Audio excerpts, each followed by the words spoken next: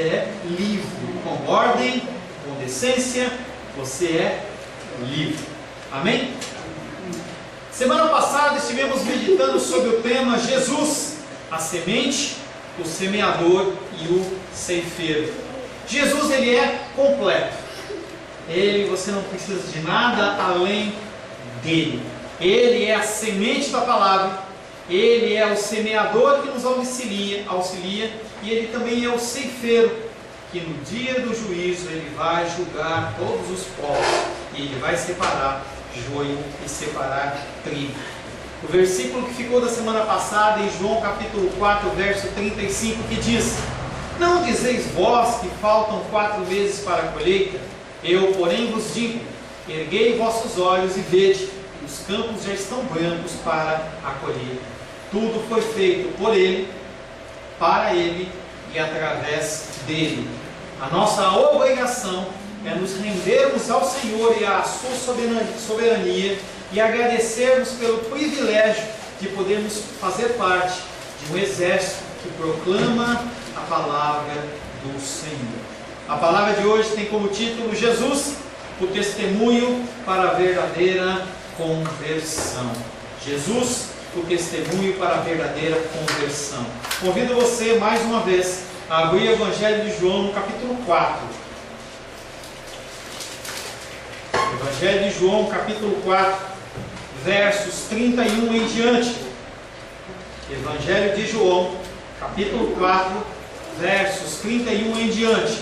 Lembrando a você que Jesus Cristo, com sede, depois de muito caminhar, ele para no poço de Jacó, pede para aquela mulher que dê água para ela, despede os seus discípulos para que eles vão comprar comida, e começa todo um diálogo com aquela mulher, até que aquela mulher se convence que Jesus Cristo é mais do que um homem normal que está pedindo água, ele é um profeta e até possivelmente um Messias. E ela vai até a cidade e chama as pessoas daquela cidade para conhecerem Jesus. João capítulo 4, versos 31 em diante, assim diz a palavra do Senhor. Nesse interim, ou nesse meio tempo, os discípulos lhe rogavam, dizendo: Mestre, come. Mas ele lhes disse: uma comida tenho para comer, que vós não conheceis.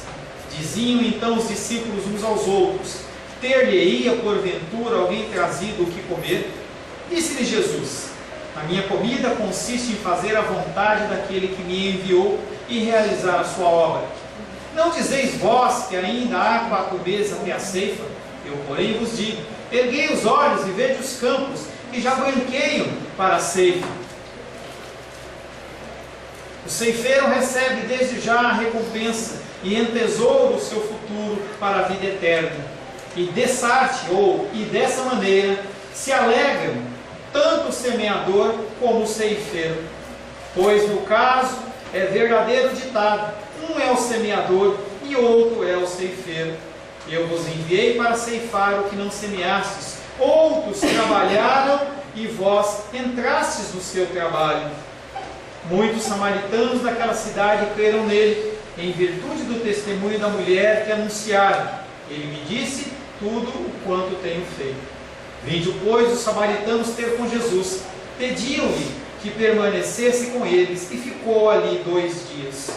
Muitos outros creram nele por causa da sua palavra, e diziam à mulher: já agora não é pelo que disseste que nós cremos, mas porque nós temos ouvido e sabemos que este é verdadeiramente o Salvador do mundo. Verso 43. Passados 2 dias, partiu dali para a Galileia. Palavra do Senhor, amém? Amém. Senhor, tua palavra é vida, tua palavra nos alimenta, nos guarda, a tua palavra nos orienta. Como foi falado hoje pela manhã, a tua palavra é o nosso norte, Pai, é a nossa bússola. E nós, Pai querido, estamos aqui nessa noite porque nós precisamos ouvir a tua voz. Precisamos, Pai querido, ouvir um recado santo do Senhor. Por isso, Pai, eu quero primeiramente colocar a minha vida como instrumento do Senhor nas suas mãos. Para que serve, Pai querido, a faca, os talheres, o garfo, Pai querido, se não há o alimento? Para que serve, Pai querido, se há os talheres e não há quem os manuseie? Por isso, Pai querido, eu me coloco nas tuas mãos como instrumento da tua vontade, pedindo que a tua graça e a tua misericórdia se manifeste através da minha vida.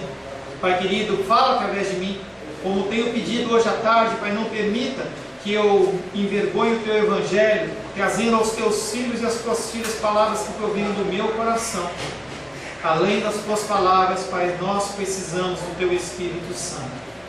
Precisamos, porque nós precisamos ouvir a tua voz, discernir a tua voz, entender e aplicar nas nossas vidas. E essa função é a função do Espírito Santo de Deus.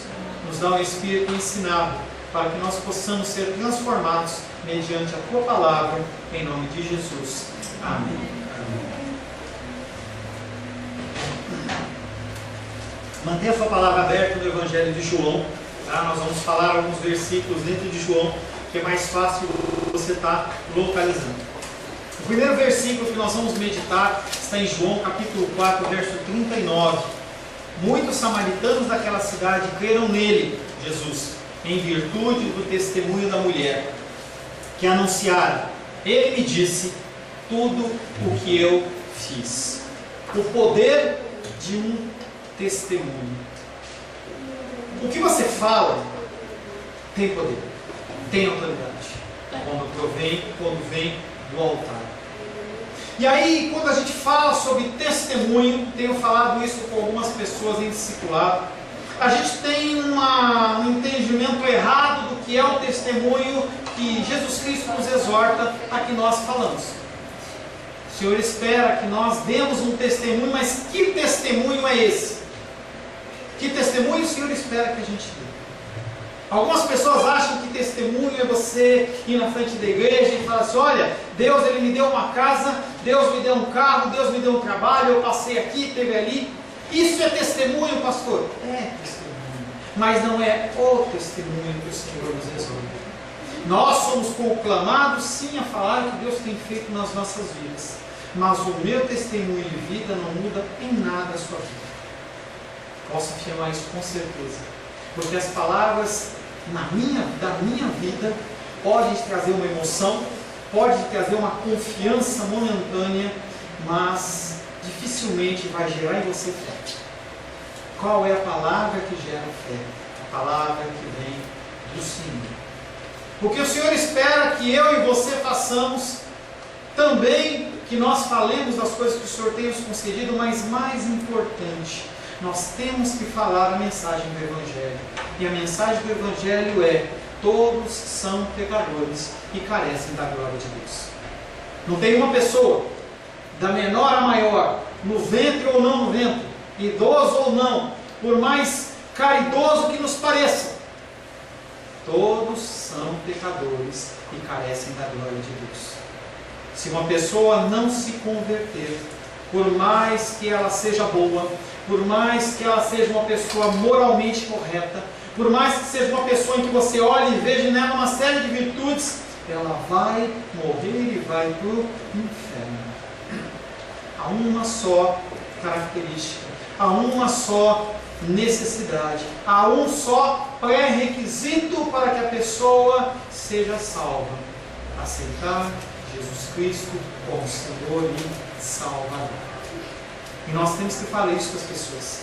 As pessoas elas têm que entender que, independente da sua vida, ela é pecadora. Aquele discurso: eu sou um pai de família, eu sou uma mãe de família, eu não mato, não roubo, não adultero, não uso drogas, não sou homossexual, não faço isso, não faço aquilo. Esse discurso não vale para nada, você não faz mais que a sua obrigação. Mas nós temos que ter Jesus Cristo no nosso coração.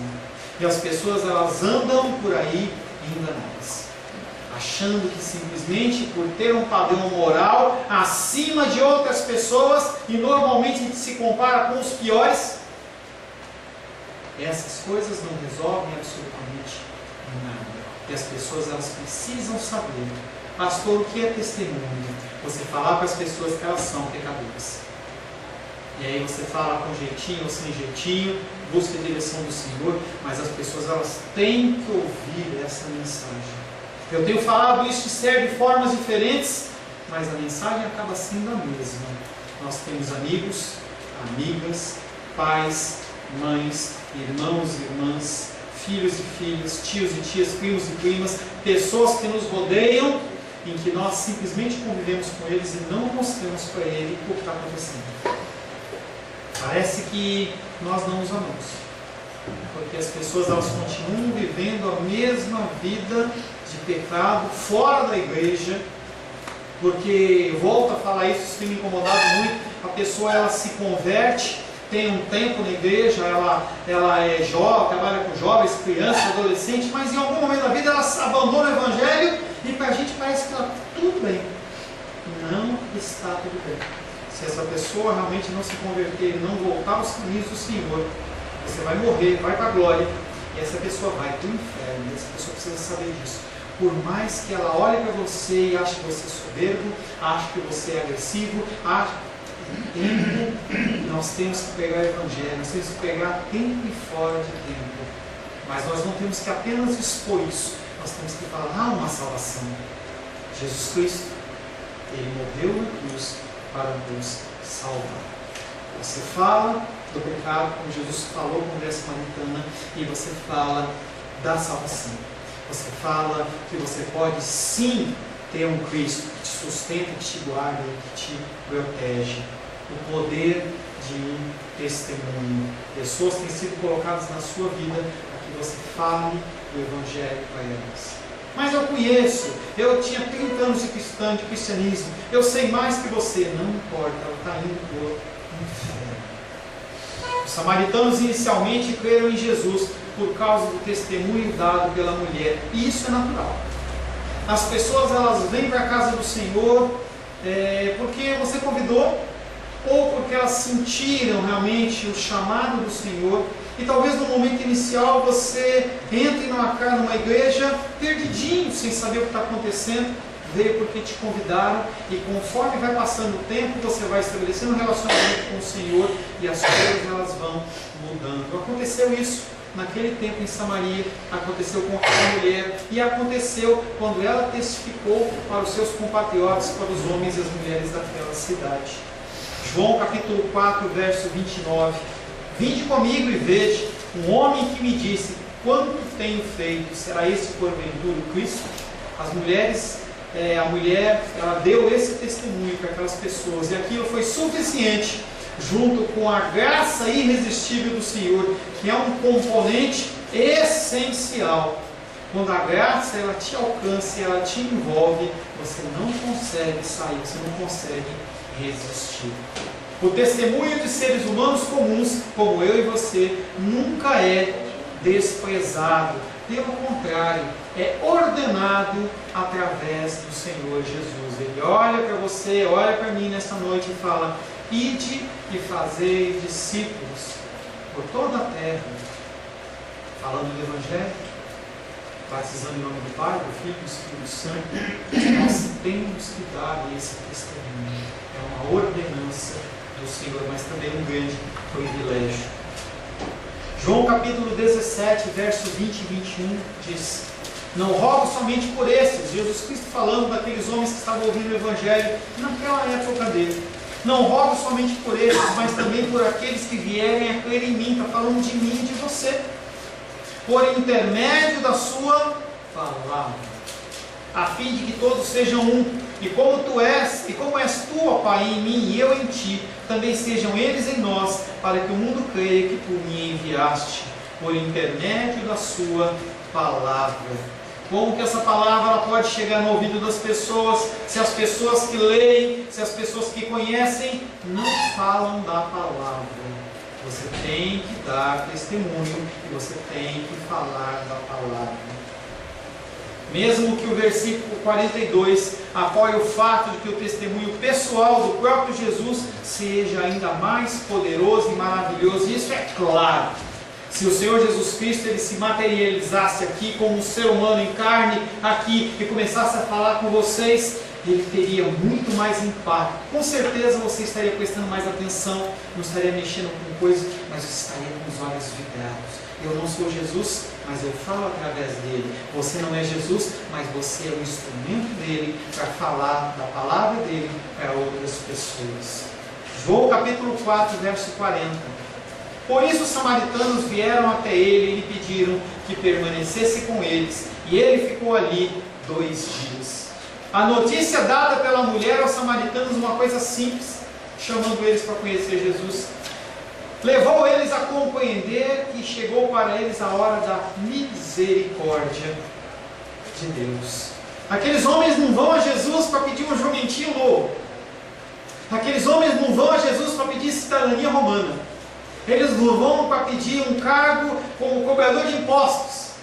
Mas aqueles homens entendem que é um tempo da ação da misericórdia de Deus em cima da vida pecaminosa que aqueles homens vivem. Porque aquela mulher, eu vou falar disso depois de novo, aquela mulher, ela não foi contar da bênção da água, que ela não vai ter que buscar mais, ela não foi contar nada disso, ela foi expor o pecado. Imagina isso, você ser tão impactado pela palavra do Senhor, que você olha para as pessoas e começa a falar as coisas erradas que você faz, o pecado que tem no teu coração, que você sabe que está escondidinho aí. Aquela mulher, ela falou nada mais, nada menos do que estava de errado no seu coração. E aqueles homens que ouviram o testemunho daquela mulher, falaram assim: opa, esse homem que chegou, ele pode sim curar os meus pecados. E as pessoas, elas começaram a se ver como elas realmente são. É algo que nós temos falado nas escolas dominical, que nós falamos da bem-aventurança. As pessoas, elas começam a se ver, porque a palavra de Deus tem essa propriedade. Você é confrontado com a palavra, você, como se você olhasse no espelho e você visse a feiura do seu ser. Não o seu cabelo arrepiado, não a sua roupa amassada, mas o teu coração. O teu coração. Quando você começa a observar as coisas do teu coração, você vê como você não presta. Essa semana eu me peguei numa coisa tão feia.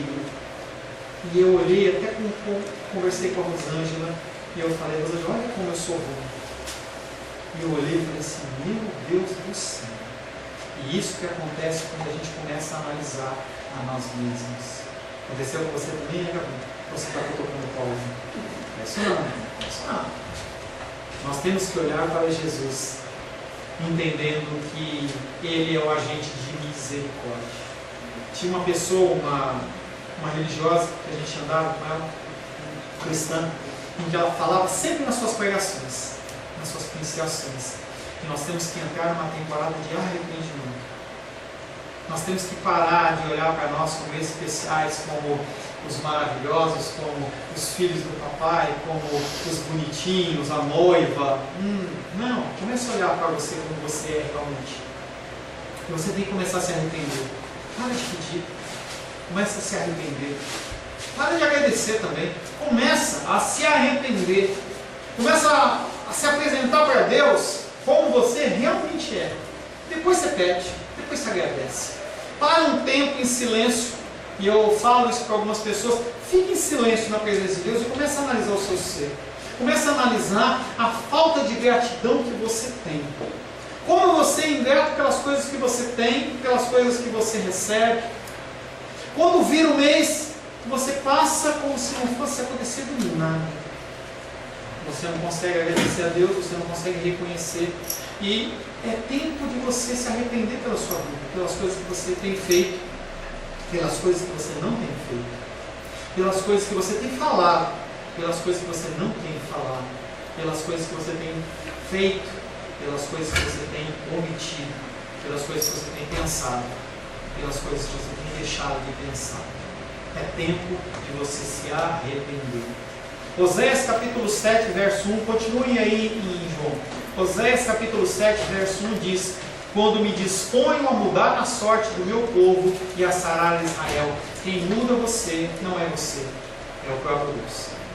Mas cabe a você ter com a sua responsabilidade, você identificar os seus pecados. Não porque Ele não sabe, mas quando você reconhece perante o Senhor, Ele se agrada, porque Ele sabe que você não pode fazer absolutamente nada.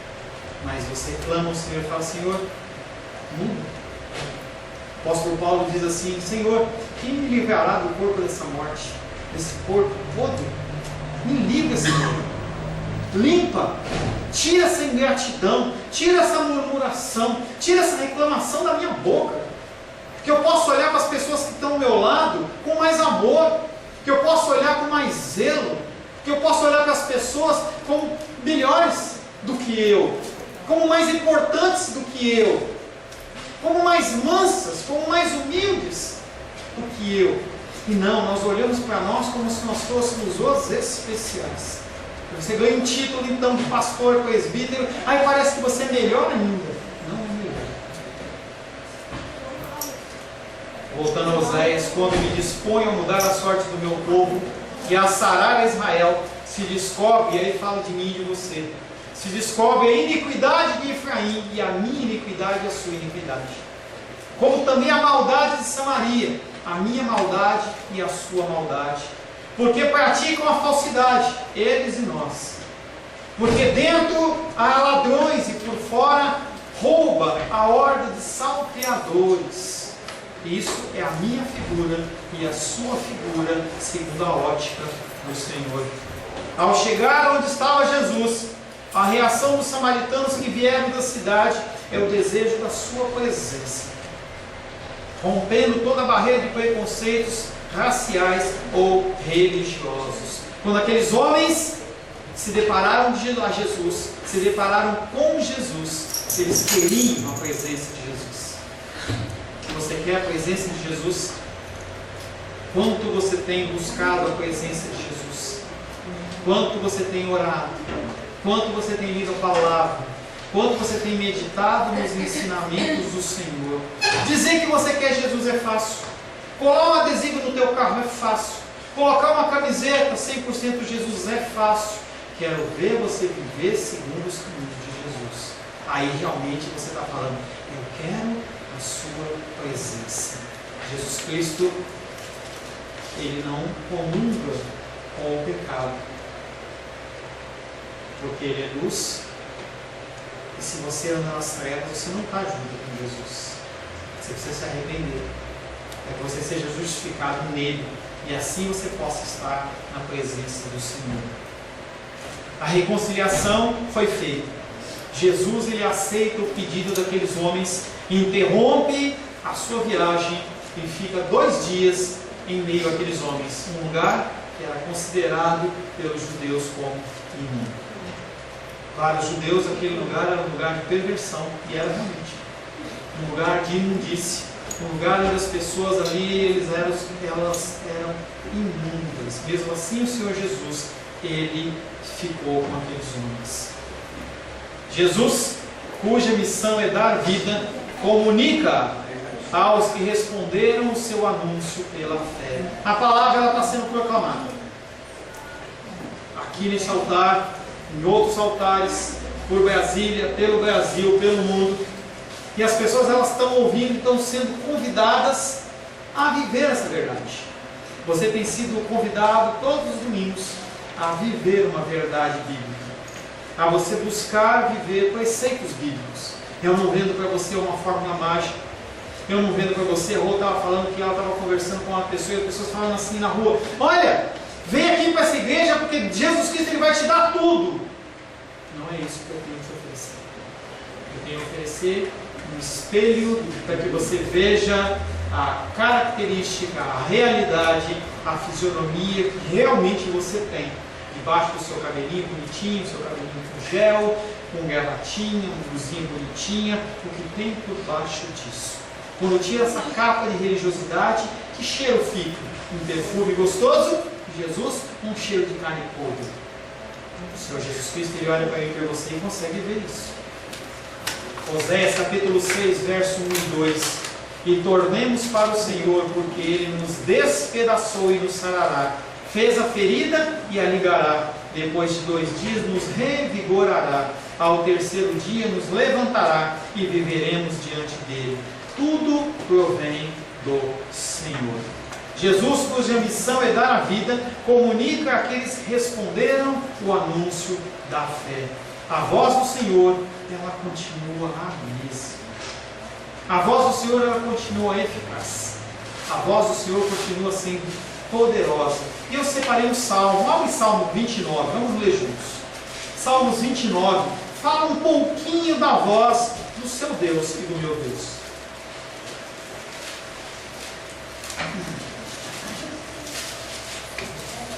Salmos 29. Eu vou ler e você acompanha.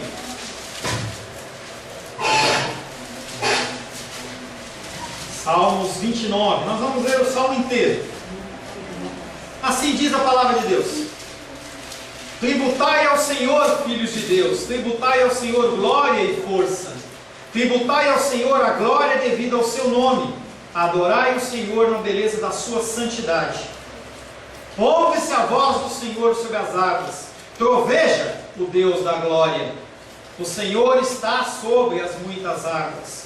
A voz do Senhor é poderosa, a voz do Senhor é cheia de majestade, a voz do Senhor quebra os cedros. Sim, o Senhor despedaça os cedros do Líbano, ele os faz saltar como um bezerro, o Líbano e o Sirion como bois selvagens. A voz do Senhor despede chamas de fogo, a voz do Senhor faz tremer o deserto, a voz do Senhor faz tremer o deserto de Cádiz. A voz do Senhor faz dar cria às corças e desnuda os bosques, e no seu templo tudo diz glória.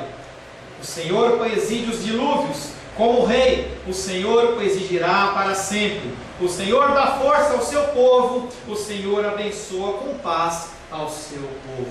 Esse é o nosso Deus, a voz dele. Ele não é mais aquele criancinha pequenininha que estava no colozinho de Maria, todo indefeso. Ele não é mais aquele Jesus que foi crucificado, mas ele é o leão da tribo de Judá. Esse é o nosso Jesus. Esse é o nosso Jesus. João capítulo 4, versos 41 e 42, dando continuidade. Bem mais numerosos ainda foram os que creram por causa da própria palavra de Jesus, e diziam à mulher: já não é por causa do que tu falaste que cremos, mas porque nós mesmos o ouvimos e sabemos que este é verdadeiramente o Salvador do mundo. Bem mais numerosos. Quando Jesus Cristo fala, as pessoas elas são impactadas. Pastor, Jesus Cristo está sentado à destra de Deus. Amém. Glórias a Deus por isso. Mas ele comissionou a autoridade dele sobre a igreja. Ele comissionou a autoridade dele sobre a minha vida e a sua vida.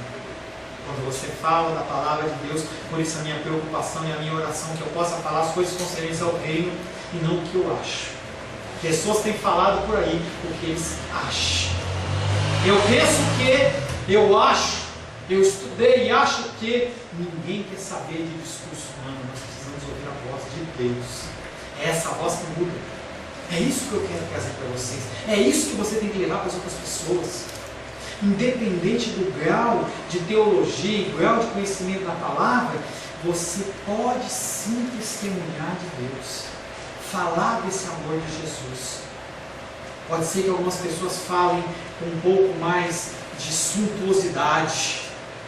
Conforme você estuda, você aprende termos, mas você pode falar simples, que as pessoas elas vão se converter. A gente tem que crer nisso. Essa voz que nós lemos através do Salmo 29, é você que fala essa voz. É você que proclama essa voz. E a sua voz, ela, através de Cristo, ela tem esta força e esse poder. E você tem que entender isso. Você não é um coitadinho qualquer. Você é um filho de Deus vivo. Bem mais numerosos ainda foram os que creram por causa da própria palavra de Jesus e diziam à mulher: já não é mais por causa do que falaste que cremos, mas porque nós mesmos o ouvimos e sabemos que este é verdadeiramente o Salvador do mundo. O fato de que os samaritanos insistiam com o rabi judeu para que ficasse com eles atesta não somente o grau de confiança, mas também a convicção de que aquele que estava perante eles era o Messias. Não era mais um homem, era uma pessoa especial.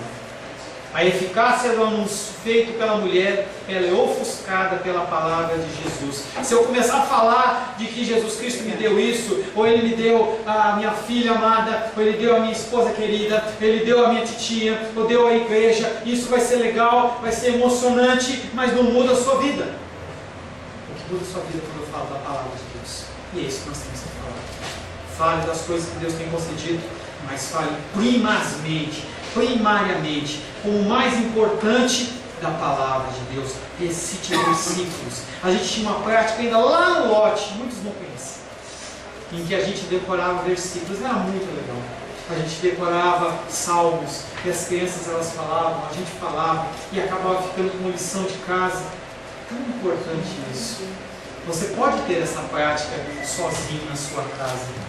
A fé já não se fundamenta na experiência da mulher, e sim na experiência pessoal deles através de Jesus Cristo. E aí nós entramos numa coisa que a gente tem batido nas dominicais: relacionamento. Você tem um relacionamento com o Senhor? Será que se você tivesse o mesmo relacionamento com o Senhor, você tivesse com o seu cônjuge, com os seus pais, com os seus filhos, haveria relacionamento? Será que nós, com as pessoas que nós conhecemos, se nós não tivéssemos um grau de relacionamento igual ao que nós mantemos com o Senhor, será que haveria essa igreja? Será que haveria a união de casais? Porque a gente acha que a gente pode manter um relacionamento com Deus sem se relacionar com Ele. As pessoas acham que podem conhecer a Deus sem falar com Ele, sem conhecer a Sua palavra, sem orar. E é uma coisa que a gente tem falado domingo após domingo. Você precisa de um relacionamento com Deus. É uma coisa que nas minhas orações no meu quarto, antes de vir para cá, eu oro. Eu falo: Deus, me dá paixão na pregação. Que as pessoas elas possam ouvir o que eu falo e olhem e falem assim: o pastor está falando isso e ele vive isso. Ou ele procura viver isso. É isso que eu quero. Porque se você falar de alguma coisa que você não vive, as pessoas elas vão ver como uma coisa falsa, como uma coisa que não pode ser alcançada e não tem nenhum efeito. Você tem que falar das coisas que você tenta viver ou que você vive. Você tem que ter relacionamento com o Senhor, uma experiência pessoal de conversão com Jesus. Para eles, Jesus não é um Messias nacional apenas para os judeus. Eles compreenderam que a missão de Jesus era uma missão muito maior. Aqueles que eram samaritanos, que eram considerados imundos, eles entenderam o recado e se converteram. Para eles não há mais diferenças. A nova era, sem templos, seja em Jerusalém, seja no monte lá, Gerizim, anula a religiosidade. Há um novo manancial. Eu não me preocupo se você está aqui ou se você não está aqui. Gosto quando você está aqui. É gostoso ver a igreja cheia. Mas se você estiver num lugar onde a palavra foi pregada, eu vou ficar contente também. Como ser humano eu vou sentir falta, mas eu vou entender que você vai estar ouvindo a palavra de Deus, vai estar sendo alimentado. Não, você não pode mais ficar num lugar em que você não recebe o alimento do Senhor. Você tem que ser cuidado, você tem que ser ensinado, você tem que aprender os caminhos. É como a gente acompanha as crianças. Eu acompanho a minha filha e a gente vai olhando as coisas que ela faz, a gente corrige aqui, corrige lá. Muitas vezes ela não gosta quando a gente corrige ela, mas a gente faz isso por amor. E ela sabe. As pessoas, as crianças e vocês têm que saber que quando eu os corrijo ou eu chamo a atenção, eu estou chamando a atenção em amor, porque eu tenho o desejo de que vocês andem no caminho correto. A minha figura não é uma figura de pai, é de pastor, mas é como se fosse. Independente de ter o irmão Cláudio com o dobro da minha idade, quase, entendeu muito? Não, o dobro da minha idade é de 96, ainda não. Tá? 40 anos a mais que eu, mas eu olho para o irmão Cláudio como se ele fosse o meu filho espiritual. Eu tenho que cuidar dele, eu tenho que ligar para ele, eu tenho que falar com ele. Falei: irmão Cláudio, tudo bem, você precisa disso, precisa daquilo, conversa um dia, brinco com ela. Quando eu não a vejo na oração, eu brinco com ela. Quando ela aparece, toda vez ela deve estar falando assim: de novo, pastor, de novo você fala isso? Toda vez que eu vejo ela quarta-feira, eu falo assim: hoje tem oração forte. Toda quarta-feira. Eu não sei como ela não olhou para mim e falou assim: pastor, de novo? Você vai falar isso de novo? Mas ela sabe, tem carinho, tem amor. Ela sabe que eu estou falando, que eu sinto falta dela. E a nossa função como pais, e como irmãos, e como pessoas que cuidam de outras pessoas, é essa: mostrar o amor através de Jesus Cristo. Colossenses capítulo 3, verso 11 diz: no qual não pode haver grego nem judeu, circuncisão nem incircuncisão, bárbaro, cita, escravo, livre, porém Cristo é tudo em todos. A pessoa que se converteu realmente em Cristo, independente de onde ela está, ela é do Senhor. E o Senhor ele não faz distinção. se a pessoa é branco, se é preto, se é escravo, se é livre, se está na prisão, se é isso, se é aquilo, não importa. Mas Jesus Cristo não importa, importa o coração. O novo Pai, que substitui os antepassados, é comum à humanidade inteira. O título Messias, ligado à tradição particular de um povo, necessitava ser explicado ao se estender a uma missão fora da cultura judaica. As pessoas não entendiam. Como é que Jesus Cristo está falando com os samaritanos? Os discípulos olham e falam assim: Jesus está falando com uma mulher, Jesus está falando com uma samaritana, você não sabe o que você está fazendo? Jesus Cristo não está nem aí. Ele alcança as pessoas que Ele quer, da forma que Ele quer. Por isso que Ele escolheu pessoas de diversas formas, alturas, mais gordinhas, menos gordinhas, mais altas, mais baixas, mais inteligentes, menos inteligentes, cabelo de um jeito e do outro, não importa. Ele nos escolhe com uma diversidade para que a gente possa falar do seu amor. João capítulo 11, 54 diz: de sorte que Jesus já não andava publicamente entre os judeus, mas retirou-se para uma região vizinha ao deserto, para uma cidade chamada Efraim, e ali permaneceu com os discípulos. Fale com os seus familiares, fale com os seus amigos, eles não querem ouvir, fale até que o Senhor fale agora, não é mais tempo de você falar. E aí você começa a falar para outras pessoas, vai alcançando vidas, vai dando testemunho, manda uma mensagem. A Edilene compartilhou comigo, não sobre o filme, mas falou que assistiu o filme Deus Não Está Morto. Mande uma mensagem de WhatsApp para a pessoa, compartilhe um versículo bíblico. Olha, você vai se espantar o número de pessoas que querem chegar e falar assim: olha, o meu pastor, joga o trabalho para mim, o meu pastor, ele manda mensagens todo dia, um versículo bíblico. Mais nada, você quer receber? Você vai ficar espantado com a quantidade de pessoas que vão querer.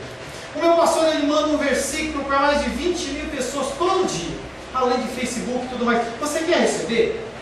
Quero. Me dá o seu e-mail. Você vai ficar espantado quantas vidas. Entenda que você não tem que ser um canal direto, mas você pode ser um canal indireto. As pessoas recebem essas mensagens, esses versículos, essas meditações, e elas se convertem. Talvez a gente não veja, que a gente falou lá de Santa Catarina, a pessoa vai colocar lá numa rádio humilde na web lá, pode ser que alguém ouça e fale assim: olha, eu quero esse Jesus. E o Senhor indica ele para um lado, para o outro, de uma forma indireta. Você não vai demandar tempo, só você falar, abre a sua boca e fala para as pessoas. Você quer receber uma mensagem diária no seu e-mail? Não é um monte. Ninguém vai te pedir dinheiro, não cobra nada. Explica para a pessoa.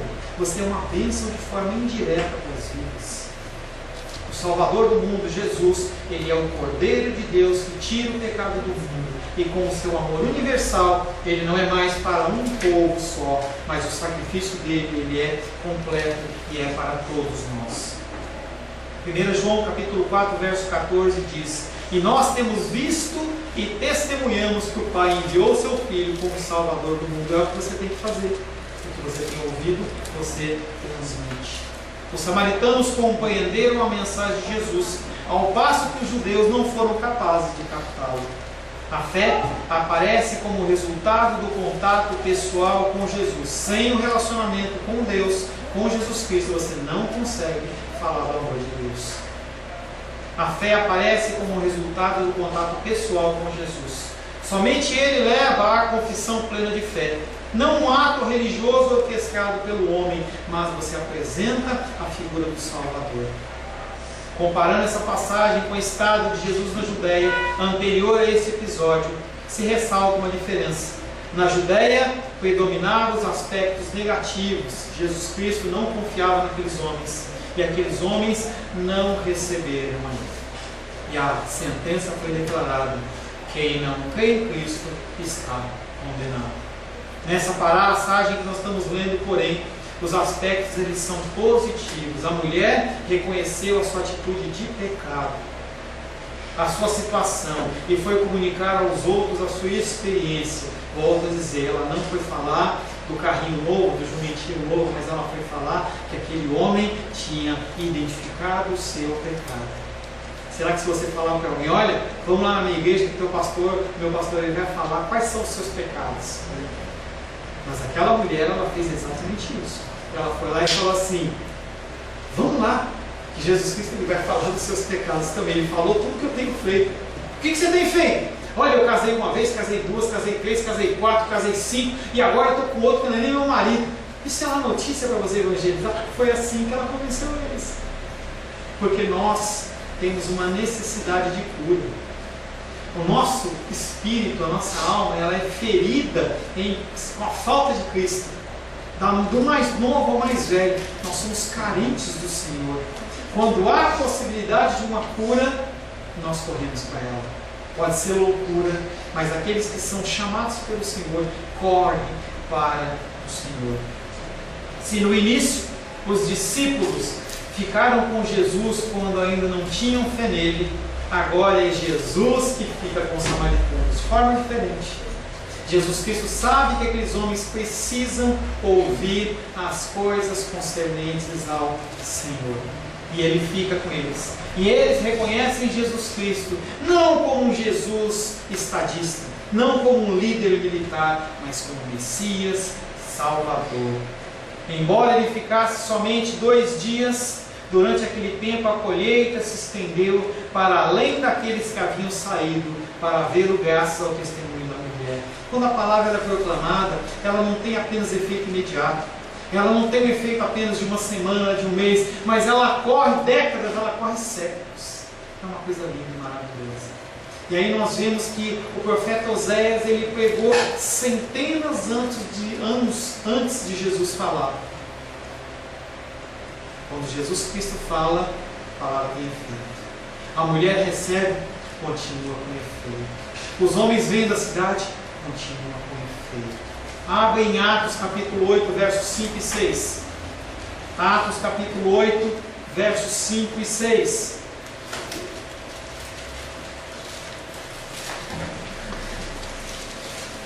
Eu sei que eu estou me estendendo um pouco mais, mas eu estou querendo parar, mas Deus está falando que tem que continuar até o fim. Eu vou até o fim. Atos capítulo 8, versos 5 e 6. Filipe, Mateus, Marcos, Lucas, João, Atos. Filipe, descendo da cidade de Samaria, anunciava-lhes a Cristo, e as multidões atendiam unânimes às coisas que Filipe dizia. Tudo que Filipe estava pregando, aqueles homens falavam sim, amém, concordo, quero para mim. Por quê? Porque a palavra tinha sido profetizada por Oséias. Vamos voltar? Oséias, Jesus, mulher samaritana, os samaritanos da cidade. E aí tudo que aquele homem que Filipe falava da palavra, aquelas pessoas aceitavam na sua unanimidade. Não tinha ninguém que falava assim, não concorda. Eles falavam todos, amém. A palavra está dizendo, atendiam unânimes. Eles falavam, amém, eu concordo. Não era uma coisa apenas verbal, eles queriam viver aquilo. Palavra essa que nos alcança até os dias de hoje. Oséias, Jesus, mulher samaritana, povo de Samaria, Filipe, o povo de Samaria daquela época, eu e você. O efeito é o mesmo, o efeito é o mesmo.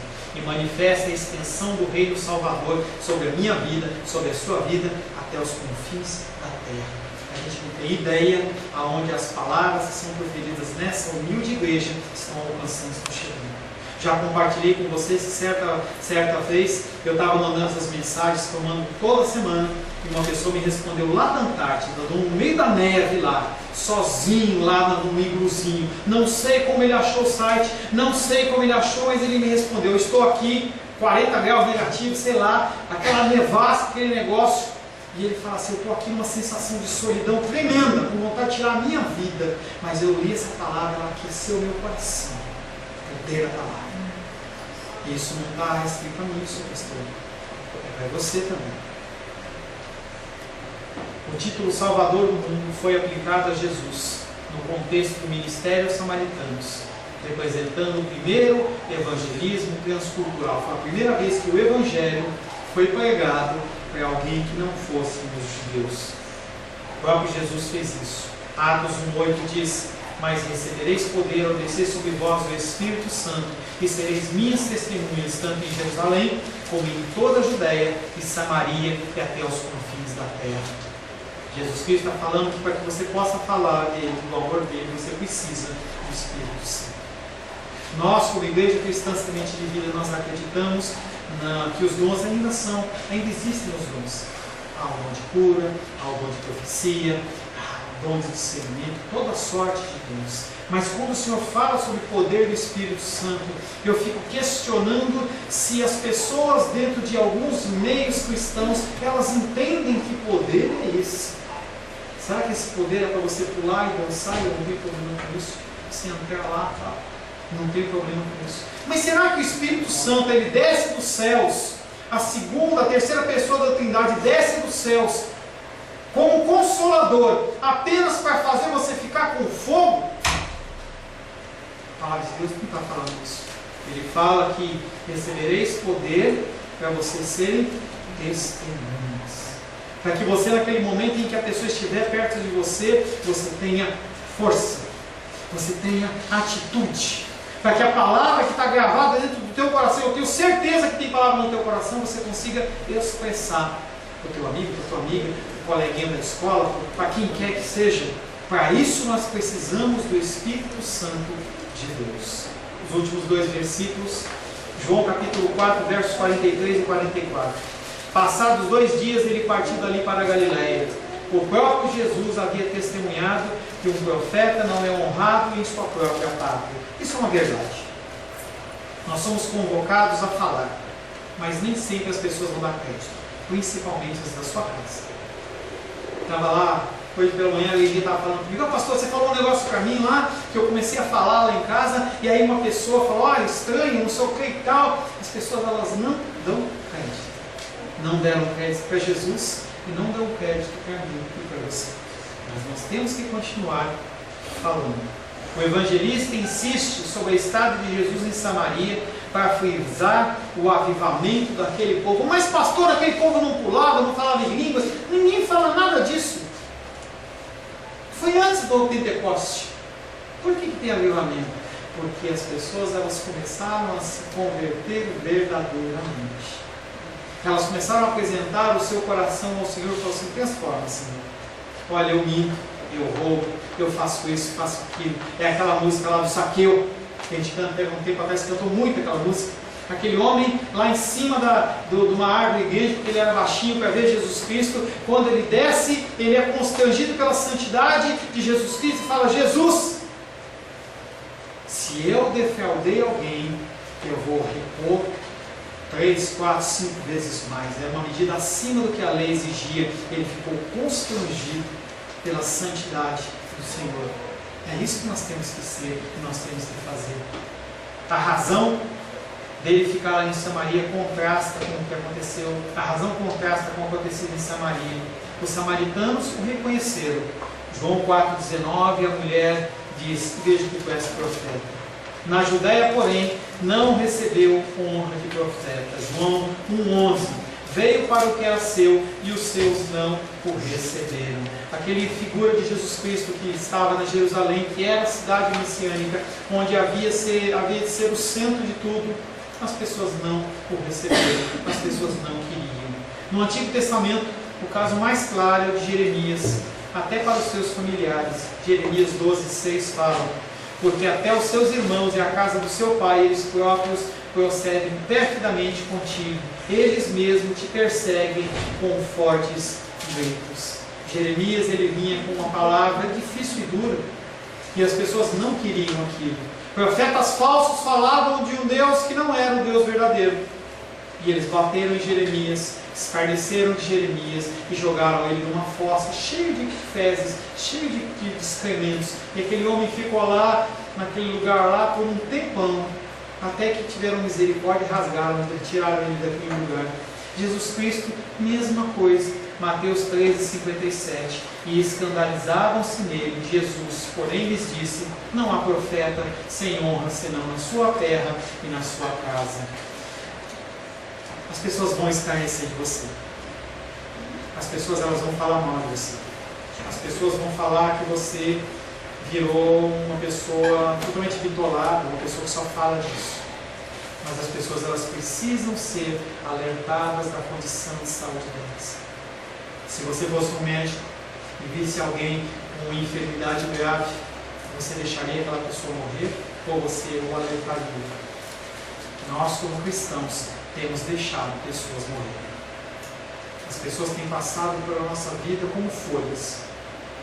E nós não vemos. Porque nós somos salvos, nós temos uma igreja, nós temos um pastor, nós temos pessoas que nos ajudam, que cuidam de nós. Por que eu tenho que me preocupar com o problema das outras pessoas? Para de olhar para você e olha para as pessoas do lado. Te afirmo que muitas delas não vão te ouvir. Mas você vai estar cumprindo o propósito do Pai para aquilo ao qual você foi feito e feito. Amém? Feche seus olhos.